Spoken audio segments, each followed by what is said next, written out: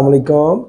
Doctor साहब, मुझे sugar है और मैं प्रेगनेंसी चाह रही हूँ, और मेरी शुगर प्रेगनेंसी से पहले शुगर का क्या लेवल होना चाहिए, और आया कि अगर वो लेवल ना अचीव हो तो मेरे और मेरे बच्चे के ऊपर उसके क्या इफेक्ट आएंगे। ये सवाल ड्यूरिंग प्रैक्टिस हमें सुनने को मिलता है।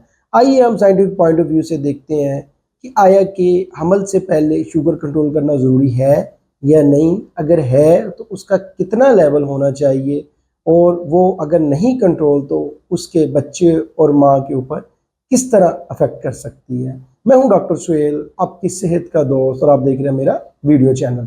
अगर बात की जाए टाइप 1 या टाइप 2 डायबिटीज़ की, अक्सर फीमेल्स में ये पाई जाती है। तो जब उनको प्रेगनेंसी उनका उनका प्लान होता है कंसीव करने का, तो वो उनकी शुगर कंट्रोल नहीं होती। तो हम हर फीमेल को जिसको शुगर है उसको एडवाइस करते हैं कि सबसे पहले अपनी शुगर को कंट्रोल करे, देन प्लान फॉर प्रेगनेंसी। अगर वो अपनी शुगर को कंट्रोल किए बगैर प्रेगनेंसी में चले जाए तो उसके ऊपर, बच्चे के ऊपर और माँ के ऊपर, दोनों के ऊपर इफेक्ट हो सकते हैं। बच्चे का दिल का मसला हो सकता है, उसको डेवलपमेंटल डिले आ सकते हैं, दिमागी तो मसला हो सकता है, उसके ऊपर लर्निंग डिसेबिलिटीज आ सकती हैं। इसके अलावा बच्चे का साइज़ बड़ा हो सकता है, या बच्चे की ग्रोथ रुक सकती है, माँ के लिए ख़तरनाक हो सकता है, माँ का ब्लड प्रेशर, बाकी चीज़ें ऊपर अफेक्ट कर सकती है। तो लिहाजा सबसे पहले शुगर को कंट्रोल करे, देन प्लान फॉर प्रेगनेंसी। और सेकंड मोस्ट इम्पोर्टेंट चीज, जब भी प्लान हो उनके प्रेगनेंसी का, उससे पहले अपना HbA1c जो 3 मंथ का शुगर का रिकॉर्ड हमें देता है, वो टेस्ट लाजमी कराएं।